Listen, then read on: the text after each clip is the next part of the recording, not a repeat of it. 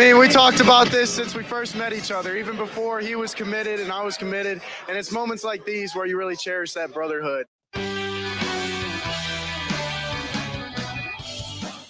All right, there, J.J. McCarthy, courtesy of mgoblue.com. Good afternoon. Dennis Fithian here on the Maize and Blue Review. Good afternoon, Michigan football. You know what? We're here the weekdays at 1 o'clock talking about the latest in Michigan sports. And for the longest time, this had to do with Michigan football. They've had a hell of a year, as you know, and we're counting down the days now until 2023. But really, we're all counting down the days till New Year's Eve. Let's be all, let's be up front, be clear about that. Coming up straight ahead, we're going to talk with a former Wolverine, Jim Scarcelli. We'll connect with Scar. And Scar has been looking at some film of TCU. He'll talk about, he's been through multiple bowl preparations back when he was playing for the Wolverines. So he has that experience to lean on. We'll ask him about that. Plus his thoughts as he watched TCU from a coaching vantage point on what he thinks of the Horned Frogs. And then he'll actually put up the tape and we'll be able to see what Scar is talking about visually. If you're listening on the podcast, that's good. Then, you always got a chance to go back and watch the video, and you'll be able to see exactly what Scar's talking about. I always like to answer questions. Let's get to a couple of those, and we'll get to Scar, who I said I would call at 1:05. So I've got a minute or two. Josh is saying as we get closer to finding out what the updated NIL situation is for Michigan, what was the reason for Michigan's slow start with the name, image, and likeness? The former president, boosters, he has a question. Mark, NIL, something that all summer long I talked about. At times I was like, yeah, another day to talk about the name, image, and likeness.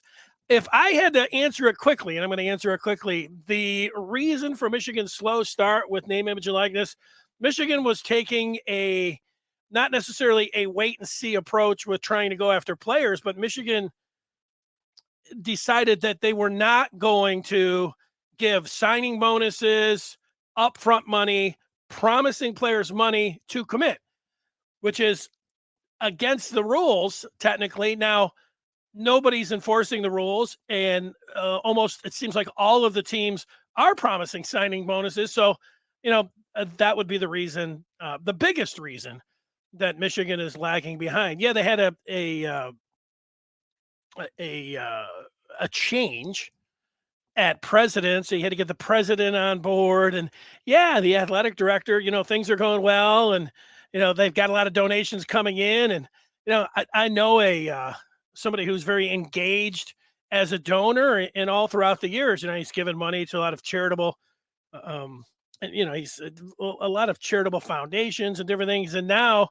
And he gives to the university, and then, here comes the university again, kind of, and saying, okay, yeah, you've done all that, you're paying for this, but, how about you come over the top with a couple million for some players? And, so, there's that thing. Michigan for the longest time has, played it one way, and, there have been a lot of teams that have been in first on before name, image, and likeness who, already have their system all set up. So I think those are the major factors. A lot of nuance when it comes into NIL, and like I said, I talk about it quite a bit. And for at some point, people are like, okay, we get to what you're saying with name, image, and likeness, and I get it too. I'd just like to see it happen.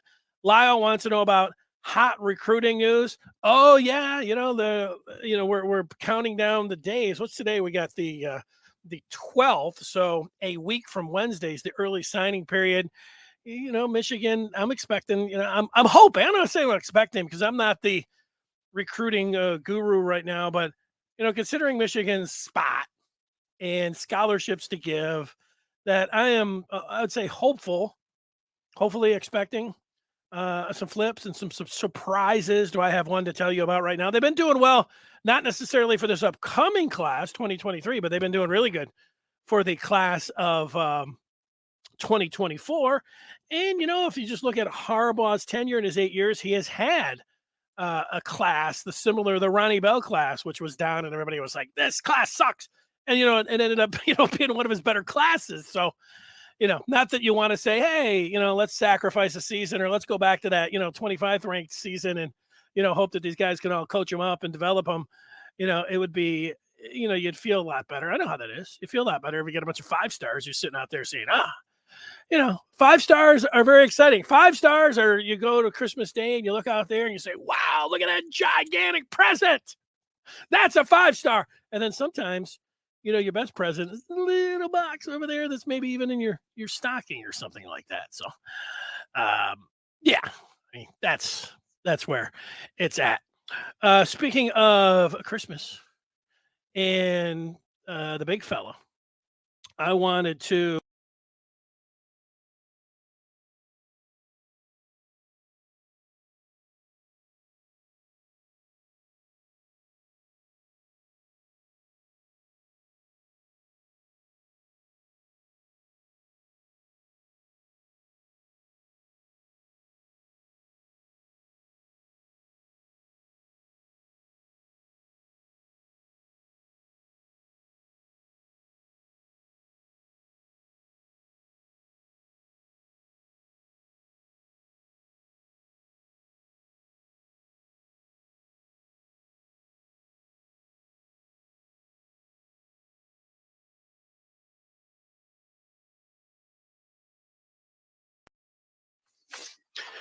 And here he is, Jim Scarcelli, joining us on this Monday. Scar, it's great to see you. How was your weekend? Danny, it don't get no better than that, man. We got a undefeated Michigan football team we're all happy about. And then how about these Detroit Lions? People are fired up, man. So I was just telling you, I will be in New York next week watching the Lions play the Jets. So fired up about the Lions. Football's a funny game when it comes to coaching. During that Lions game, the Lions are they're up a touchdown, but they go for a fake punt in their own end on a 4th and 7. That's a crazy call, but when it works and you go blasted down the field, that's one of the big plays of the game. And then the Vikings are getting ready to go in with one of the better backs in the league in Dalvin Cook, and they go for a jump pass. A Khalil Mullings jump pass down on the goal line, but Cook shuffles his feet. Next thing you know, the ball squirts away, and the Lions recover. And you're like, the announcer's like, the Vikings were getting too cute. And you think, yeah, you get too cute, and it doesn't work. You get crushed. I mean, that's one of the things when it comes down to coaching, when to go to that bag of tricks, and if it works, a lot of times, you're getting the praise. It's, oh, this guy's got guts, and it doesn't work. You say, this guy's an idiot. Yeah, Denny, the call is one thing, to fake punt from your 30 or to throwing the ball to the big offensive tackle. It's one thing to call those plays, but it's all about, it always gets back to execution. If that play call, the jump pass, the tight end was wide open. They just didn't execute it. We blocked that darn fake punt perfectly. We blocked it. We executed it.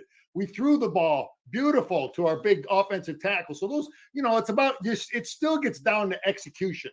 Yeah, I hear you on that. Sometimes it comes down to the design. The jump pass, throwing it over the middle. I don't like the I don't like the geometry. Normally you're looking. You want an entry or an angle to be able to throw the ball, to the to the receiver. And having a running back jump up where so many things can go wrong, in the middle when you're coming up and, you're asking so much to go on there. I don't like any of that. Now, it worked for Michigan. It ended up being great. Everyone say, oh, it's a great call and everything else.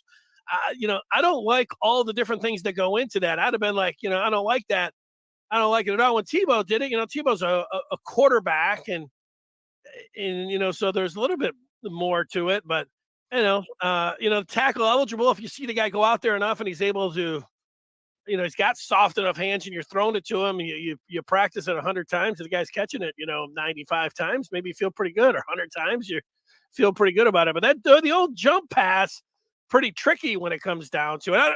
The fake punt, if you automatically see something Like, I don't know if it's on Dan Campbell and if special teams, they say, look, anytime we see that we've got an overload or whatever, we're overloaded to the right and they're not respecting it, go for it. I wonder, if they're pinned back to their own 10, if they would have done that. I mean, they're back at their own 30, like you said. Those are the interesting things to me.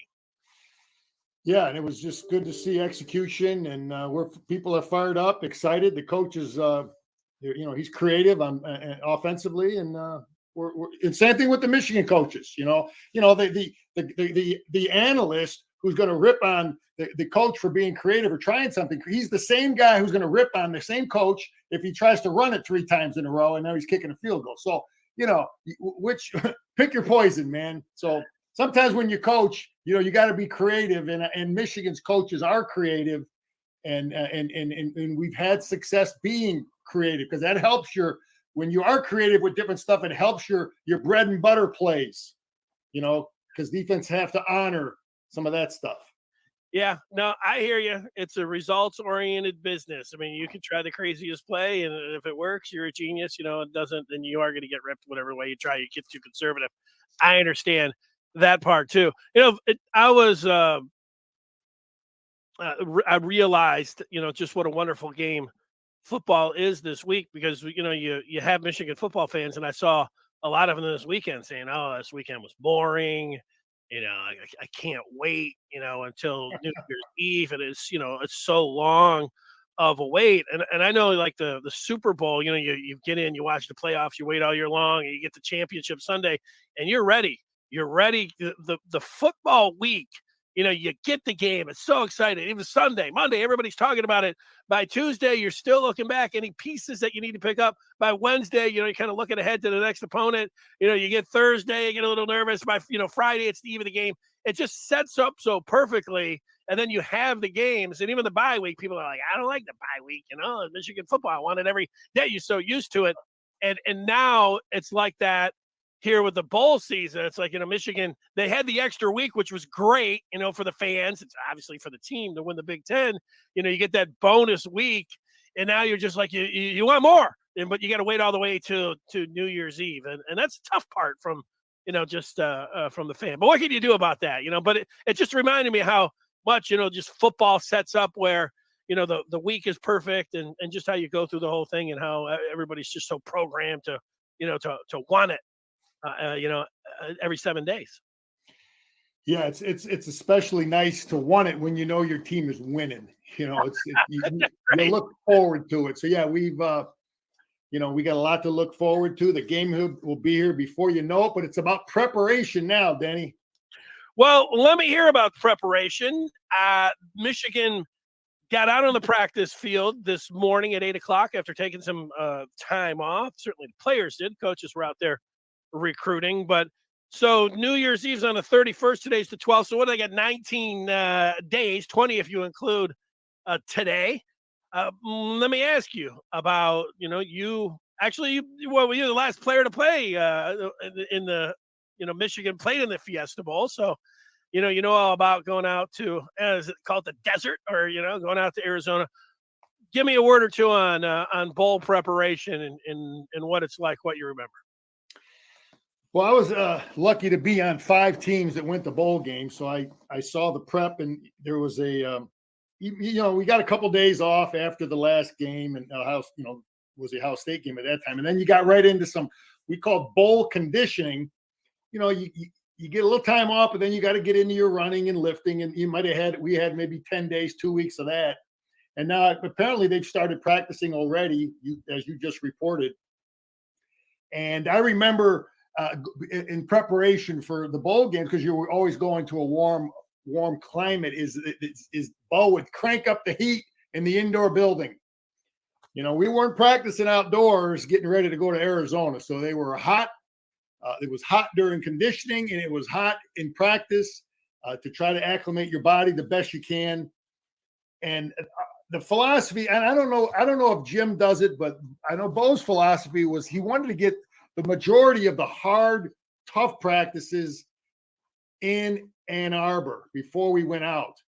Now, we used to fly out on Christmas Day.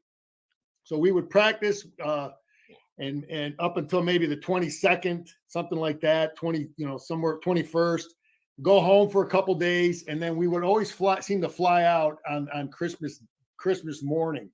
I don't know. I don't know what Jim's plan is there, but he wanted the tough practices in Ann Arbor, and then when you get to where you got to go, you have maybe one tough, obviously you're practicing, trying to get acclimated to the weather, and because this game is going to be on grass indoors, right, Danny? They're playing at the indoor on grass field, so it'll be a good fast track there. But our guys we play so many bodies, the heat won't be a factor for us because we rotate so many people, and it'll be a good surface. So, I think that's the preparation is what it is. I think Jim probably is pretty similar in his thinking. Get the tough work done in Ann Arbor, and then fine tune it in Arizona. Well, I'm going to watch the Monday Night Football game tonight. You got New England traveling out to Arizona to play in Glendale. They're playing in that stadium, so you can imagine, the Wolverines being in there and everything else. Even though you've watched, Arizona, and you watch some, Fiesta Bowls and championship games played there. Now you'll be able to look and say, oh yeah, that's going to be happening in 19 days. I wonder, you talk about when they're leaving and everything else. This is the same game plan. And the same situation with Michigan having gone to the college football playoff last year. I know it was in Miami, but the routine and the schedule, I wonder how much you think that helps the coaches. It helps the players where they have gone through this once. They know what to expect in terms of the news conferences that they have to be available for, the different hoops and everything else that they jump through, the fun that they do, leading up to a bowl game and what they did last year. And having I don't know, it's not a lay of the land, but having that itinerary that the players and coaches have gone through, maybe a little fine tuning. That seems like it's an advantage to me. What do you think? I don't know, Danny. I mean, TCU, it's about bowl preparation. Some of the extra media might be something that's different, but bowl practices, bowl preparation, Dykes and his team. I don't know. I'm sure I think they've been to bowls before. It could be a minor thing in terms of some of the media attention, the extra interviews. But, the bigger thing, what's more important, though, I think is just, how smart is the coach in terms of not beating the team up? I think you got to be really smart. And how much contact are you going to have? How much scrimmaging are you going to have? It's a fine line. You got to get just enough, but you don't want to beat your team up. You want to get your guys healthy that have been beat up. I remember, after the Ohio State game, I was just beat up, and you need that time. And then you got to be smart enough not to re-injure people. So that I think is a bigger factor, Denny, is, let's get smart with the preparation. Let's have great game plans. And making sure guys aren't doing anything stupid out there. I've been on teams where guys got sent home, late for curfew and doing dumb things, and it's happened. It happened all the time. The press didn't always know about it, but hopefully our players will be smart. Nothing of no one will do anything stupid out there, and we'll have great preparation from our coaches, and we'll be ready to roll. Yeah, we don't want to hear any stories like that. You're right. Yeah, it's one of those things that I've heard it a couple times. It doesn't sound like you're buying it. Like, last year Michigan was just happy to be there, getting into the college football playoff. They beat Ohio State for the first time in a long time. Everybody was relieved, happy, going to the college football playoff. It was a gigantic opponent in Georgia. Michigan was a big underdog. This time, kind of the tables have turned. It's not that it's old hat to be in Ohio State, but it's not like, hey, that was a once in a lifetime. They just did it the year before. And the thing is, you mentioned it, TCU didn't go to this is Sonny Dykes' first year. I mean, this thing for TCU, they're living a dream. It was smashed by them, their perfect season, but they still get a new life and getting in here. But, Sonny Dykes wasn't it wasn't at TCU last year. They didn't go to a bowl game. This is his first year. So I don't know those particulars. You're not buying into necessarily any of that. Danny, I look at the, when I look at the facing Georgia last year and that great Georgia defense with Jordan Davis. There is nobody like Jordan Davis on that TCU defense. They don't have the kind of athletes that Georgia had on that TCU defense. So, we can talk about all this other stuff. We're not facing that Georgia defense. And that's a bigger factor than all this other, all these other talking points, in my opinion. Yeah, and maybe they will face Georgia, but it'll be a different Georgia. And that's not the same Georgia defense. That team is not the same team. I think, and we're not the same team. So things are, things are much better for Michigan. We're a better team than we were last year. We're doing more things with our quarterback, and I just, we're a better football team. But we're gonna get into TCU. We're gonna look at some film in a minute or so, and I'll show you some things that, Denny, as a coach. I always, many times you'll have to play a team, your team's on your schedule, and you'll have a first observation. And many times it's like the team is really good and you're like, oh man, they're good. I don't know what we're going to do. I don't know how we're going to stop this team. I don't know how we're going to, and then the more and more you look, you're like, I don't know how good they are. Now TCU, when I looked at them, as I watched them play throughout the year, a little bit throughout the year, I was like, man, we're going to get TCU. I'm loving that. They're not that very good. And then now I'm starting to look at film, and the more and more I look at film of them, I'm like, man, they're pretty darn good. They do a lot of things. They're better on defense, and they're going to be tougher I thought we were really going to have an advantage running against that the 3-3-5 defense they run, but they do a pretty good job of defending it. But there's some kinks in their armor that we're going to find, but they're a better football team than my initial, TCU observation. Yeah, I can't wait to see the film. I'm anticipating that. You said we'll get to it in a minute or two. You're formidable if you go undefeated, and you're right there, and you're in the. There's only 4 teams, and they deserve to be in there. They deserve to be in there over Alabama. They were that close to going 13-0. If they would have ran, Duggan down there at the goal line, they probably would have been. So they play in that really tight game against K-State.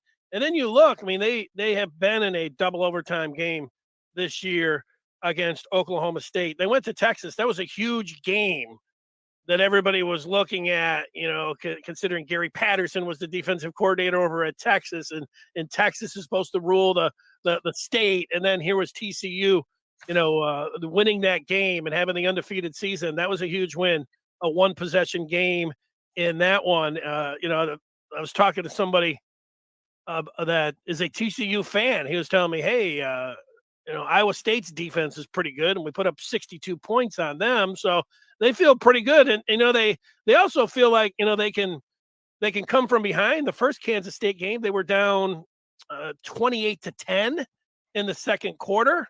And the other thing, that Baylor game on the road, they feel like, not that they feel like they know how to execute in a tight game. They're getting a tough spot. They went out there, they had practiced it, getting their field goal unit on and the amount of time. But, as the time's ticking out, everybody's watching it like, oh my God, they're screwing this up.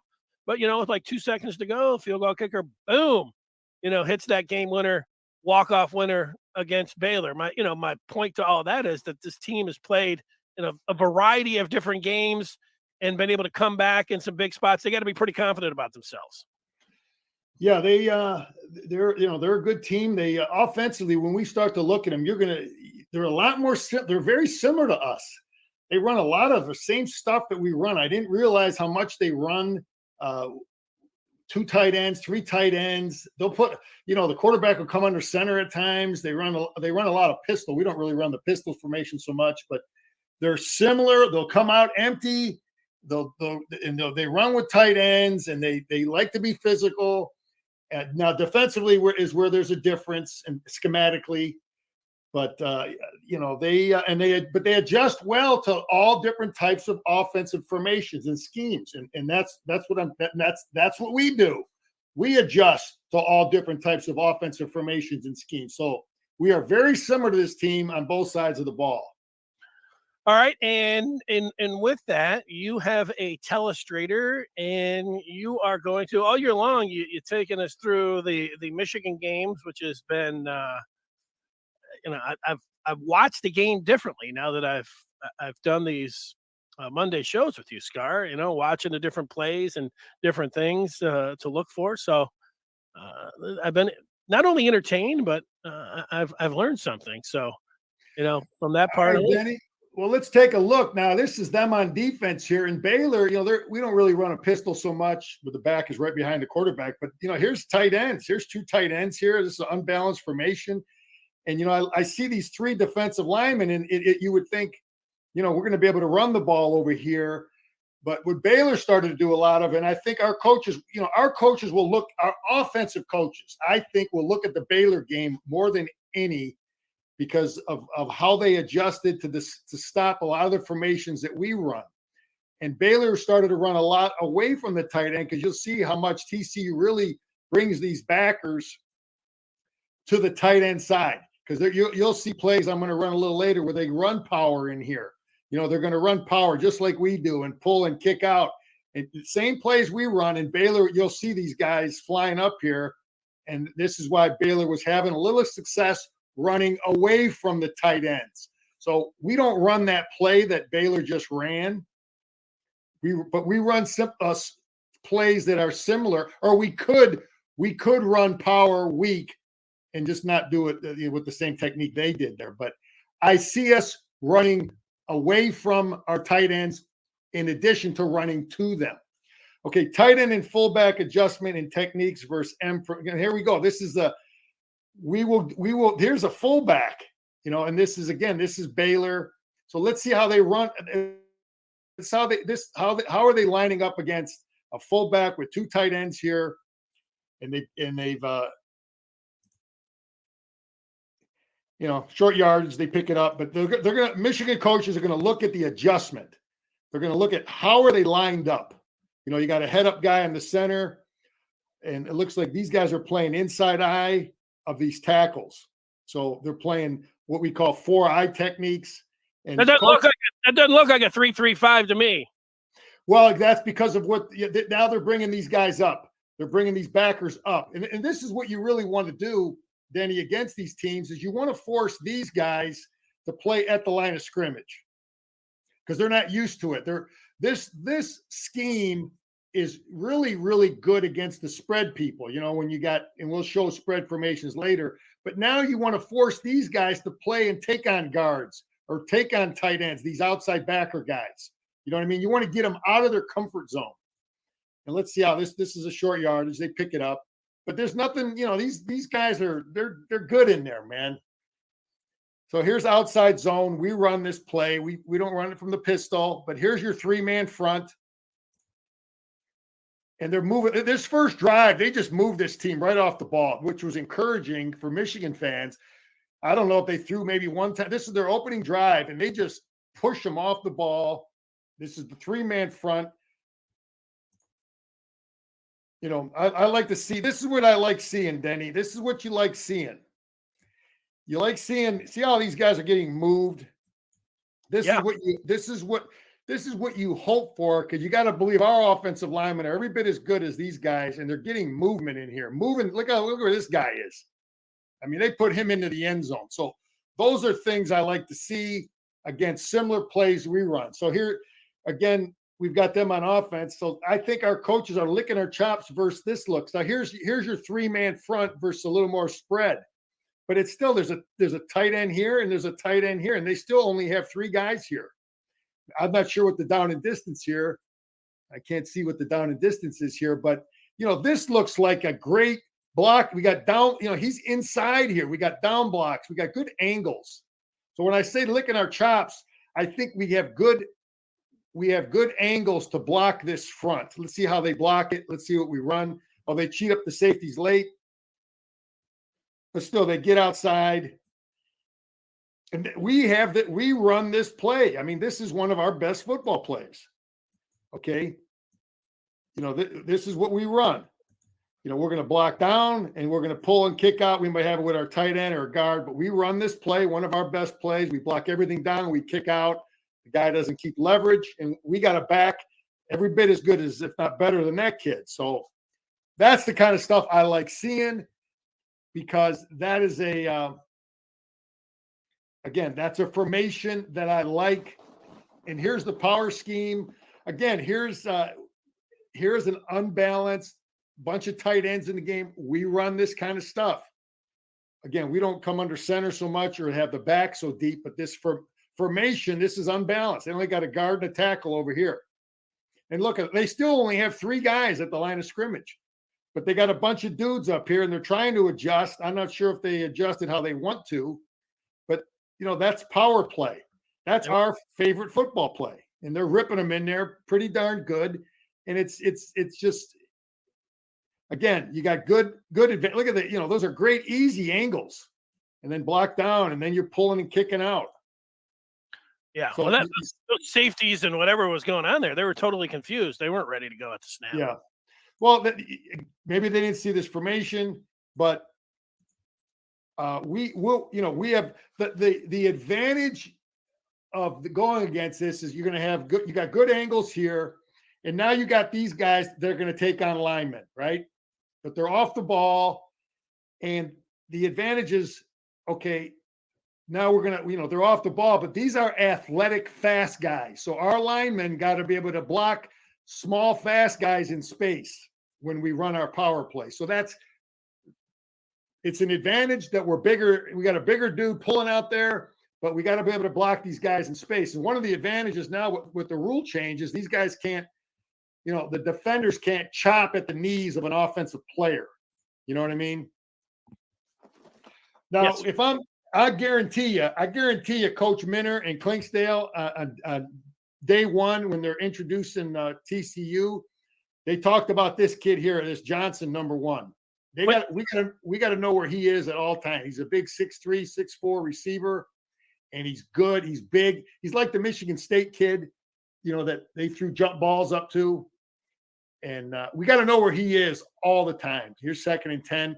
But this is something we haven't seen much of, is 2 backs in the backfield. So we just haven't seen it. We don't see it much in the Big Ten. And it can mean anything. It can mean run. It can mean pass. I don't know what it means. I haven't watched enough film of these guys. But here they are just throwing a ball to this big kid. And he is a big, tall, athletic kid. And we got to, he's the number 1 priority. But they got other receivers that will hurt you. So we've got to, we got to be smart when we give him a lot of extra attention. Our coaches will. But he reminds me of the Michigan State kid. Now here we are on defense. They do very similar. This kid is like, I think JJ's better, but this kid is similar. He's an adequate passer with being a real good runner. And they run a ton of bubble. Here they are to 2 backs, motioning out of 2 backs. And, Baylor doesn't defend that bubble very well. We got to defend it. Denny, they're very similar to us on offense. Very similar. A lot of formations that we run. Bubble is a big play. I think our offensive line is better. I think our quarterback is better. They got some good receivers, though. This kid is good. Oh, which one is this? This is a different guy. The receivers might be a push. Their receivers impress me. So here they are. Here they are faking. This is the play we run. We run this same stuff. They're faking power, and now they're throwing off of that to a big athletic receiver. They picked up some of these guys in the portal. Here we go. Some red zone QB run. I think short yardage against this team. Here's 2nd and goal. They will run this kid a lot. So we got to know, we got to understand that. Here's our we run this play with JJ. Same play. Right? Same stuff. Read the mesh point, right? He's reading that. He's reading something in here. He sees this kid close down. So he's pulling it out, right? Same thing. We run the same play, so we should be able to defend it. And then they block it out here and they score. But this kid can run. He's a tough kid. He's a big kid, and they're not afraid to run him. So short yardage, red zone. I think we're gonna do a good job against their tight ends when they run that stuff. I think we're gonna defend it well, better than they defend our. I think we're gonna defend their 3 tight end, 2 tight end offensive schemes better than they defend us. You follow me on that? Yeah. So when they get in those formations, I just think we're gonna defend them better than they will. Okay, huge weakness of the 3-man front. Now here it looks like 1 back. 3 receivers here, 1. So this is a 31 formation. I used to call it 1 back, but there's only 3 guys in here. Let's take a look at this play. You know, the weakness I'm talking about is, you know, these guys are lined up inside of these tackles. Okay, so you have a hard time containing the quarterback. So the way they do things is they'll have one of these guys that will come late, probably depending on which way the quarterback rolls. I'm not sure how they coach it, but I think it's a disadvantage because you have no one just from alignment that can contain the quarterback. So I think I like the advantages we have in terms of pass protection, being able to pass protect. So what they do is I think that's what they're seeing. This guy sees the quarterback roll. And now he's going to come up, but it's kind of late because your quarterback gets outside the pocket, you know, and now he can throw a nice ball, which they do. So I think schematically, the 3-man front, I like it in a lot of ways, in a lot of standpoints, and this is one of the big ones. So I like that. And we're going to give our guy time to run. You kidding me? And find people. So I like it. We got to take advantage of it. Here's TCU on defense with their 3-man front. And again, tight end here. Option versus Iowa, always looking at formation down and distance. So it's 3rd and 6. We ran the option one time with JJ. We didn't run it very well. But here they are running it. And TCU defends it. They had a guy there. They just didn't make the play. Lets it outside the defense. But anyway, we run this play. It's in. You know, and this kid just I don't know what he's doing. He had it defended. But that's actually good to see that. You know, I'll be honest with you. As a coach, you look at these things. You look at, you know, where's, you know, old Hayden Fry's line was put salt on the wound. So we're evaluating all these players. You know, who will tackle, who will cover, who can play the power play, you know, which guy can we block down on better? And they're evaluating all these guys. You know, which guy can we throw on? Which guy can we throw the bubble at? So this guy here, I like the way he's defended. I like that. I mean, he don't want to tackle nobody. Look at him, 24. That's terrible. So that's good. So hopefully we can find him in a couple weeks. So this is the stuff this is how they now here we go. This is what we run. We run this stuff. Here's a tight, maybe this might be a tackle. I don't know if this is a tackle here, but here's a tight end. Here's a tight end. These are all big dudes under center. So here's TCU defending this. They bring it, and I didn't like seeing this because the guy's kind of smart. He's got 5 big guys in the game. These are 5 defensive linemen, and he's got 2 big outside backers in the game. So the guy's kind of smart. I didn't really want to see it. You know, Don Brown used to frustrate me. He would still have only 3 guys in the game here, and in this type of a situation, and we would just get hammered. This guy at least brings in 2 more defensive linemen, and he's got 2 big outside backers up on the line of scrimmage, first on the goal line here. Let's see if Baylor can get it in. They run a jet sweep with the tight end, and they fool them. We ran this with Alls. Remember seeing this play with Alls? We ran jet sweep with him. I haven't seen it with Scooney. But that's a good play to have in against that look. So anyway, that play will help our offense because you're going to see how they line up on the goal line. You understand that, Denny? I do. Okay, this is a big thing. This is 3rd and 3. We got to know where this kid is, man. This is number 1. You can't coach height. I think we put who did we put on the kid at Michigan State? We put Green on them. Who do we put on them? I think Turner. I think both Green and Turner. They moved them around. I don't think Michigan moves their corners, so they moved them on both sides. I thought it was. Well, I think Turner got him. He got Turner once. Yeah. He got Green another time. But we will have a game plan for this, because look what they do. They come out on the goal line, and again, this is where I think we have an advantage, because I don't think their offense is as difficult to defend in the red zone as Michigan's. You know, if they're throwing on 3rd and 3, you know, they get down in here. I like our chances. I think we're going to win the red zone game on both sides of the ball. I believe that. I believe we're better. I believe we're built better to defend their red zone. So now they get the penalty. Now here they come in our stuff. I didn't like seeing this, because that means the coach is kind of smart, because he has a diverse offense. So here's a tackle here. You got guard, tackle, and these are 2 tight ends. So we run this stuff, only not so much from the pistol, but they got it in. Let's see how good a job they do blocking it. And they block it in there, and they do a good job with it. So, but we're going to be better. You know, Baylor, I mean, I don't know what you're doing. You got nothing in that gap. So that's a terrible defense. We're going to be smarter than that. There's nothing in there. But they do have it in. That's our stuff. And I didn't like seeing it. I'll be honest with you, Denny. I was hoping that they were just a little more spread. But here's the last play. I'm looking at, again, Denny, I like these angles. Here's three down linemen. Jet versus this look is good. Here they are running. Baylor's going to run jet. These are easy blocks. And again, these are angles. Look at it's like they're giving you 4 yards. You know, they're giving you 4. Let's see what they run. They run jet. And they, you know, and then they get it. Now they break it. So you see why I like this.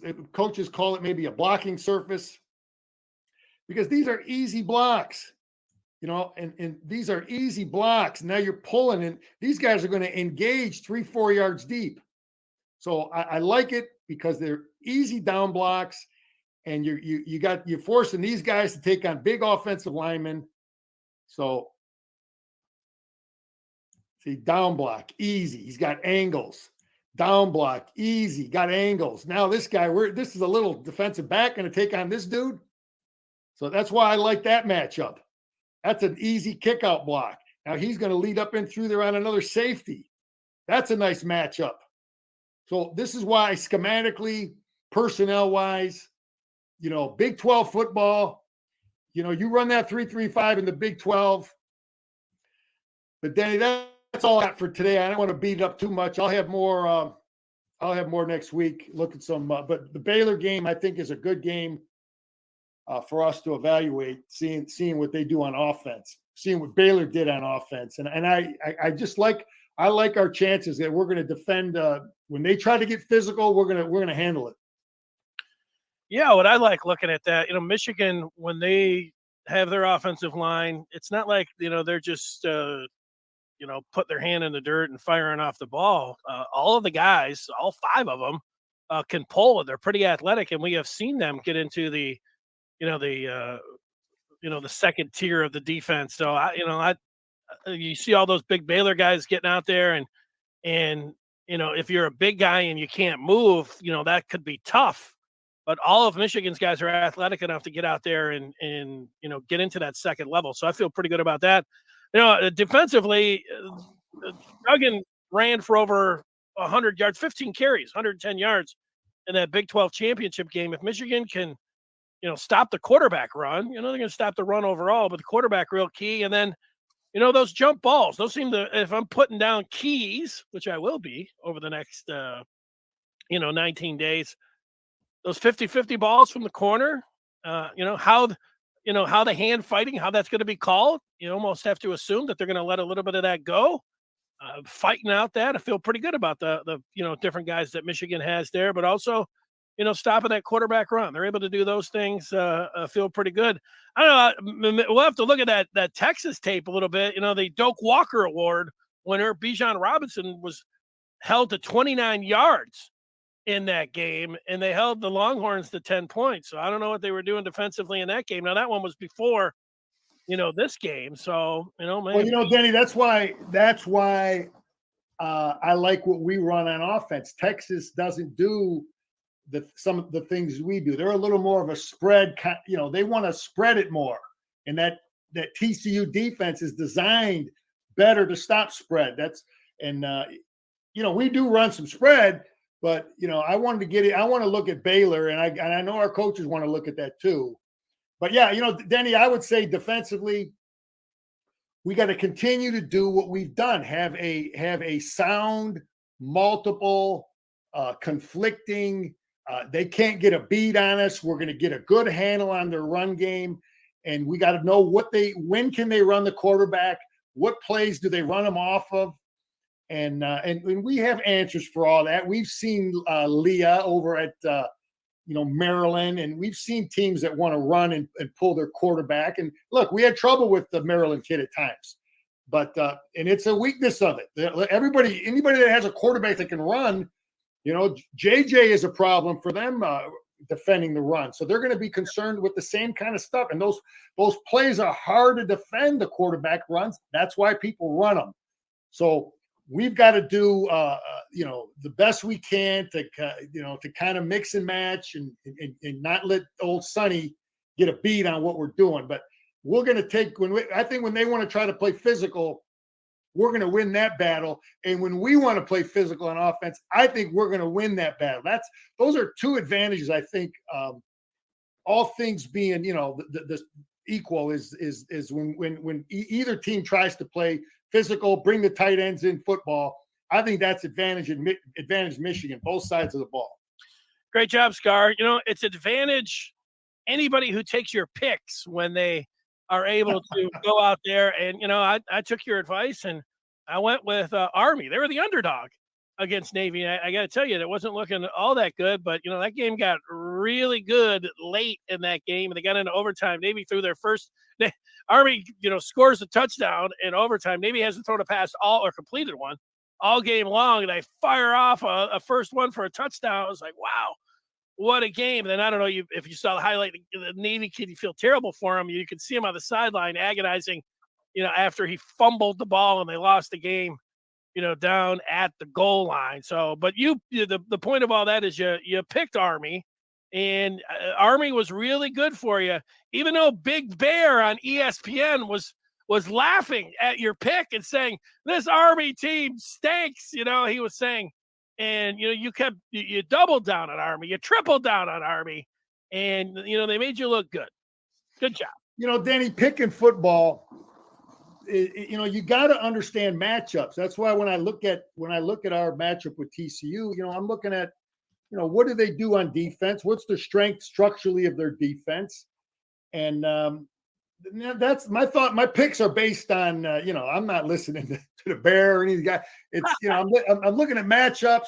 When do we have a good advantage? When do certain teams, like I've watched Army and Navy, I watched those teams play, and Navy just for some reason over the last few years they're not as physical as they were, and that's cost him his job. I mean, Coach Ken was there for 25 years. He got fired, and now in the Army guy, I just think I found a way he was more physical. They were a more physical football team. Now, look, they won the game at the end. It was a tight game. Could have gone either way. It was overtime. Yeah. But I think in the long run, Army was a little more physical. And at certain times, certain match, I took them 3 times this year. They covered every single time for us because I liked the matchup. I liked who was defending them. And but these bowl games, Denny, I used to have my picks now. 10 years ago, I would have had all my picks in. I used to make bets early at this time, but I can't. You're crazy to try to bet now on some of these bowl games because you're going to have a quarterback say, right before the game, oh, he's not playing, and the coaches are purposely telling them not to say anything so that the other, the opponent doesn't have an advantage in their preparation. So, you can't even pick these bowl games until you right before kickoff. You get you get the information who's in, who's out. Yeah, that's tough for people that need to put them in for the, all 41 games coming up till Friday. Hopefully people didn't already put Kentucky down because, all their key players have decided they're going to skip it. All right. Very good job today, Scar. I know you're going to have a great week. You're going out east, going to do some game watching yourself, some live game watching, some basketball and football. So that'll be a fun trip. Can't wait to hear about it next week. Thanks for your time. Great job. All right, Denny, go blue. There he is, Jim Scarcelli. Thanks for watching.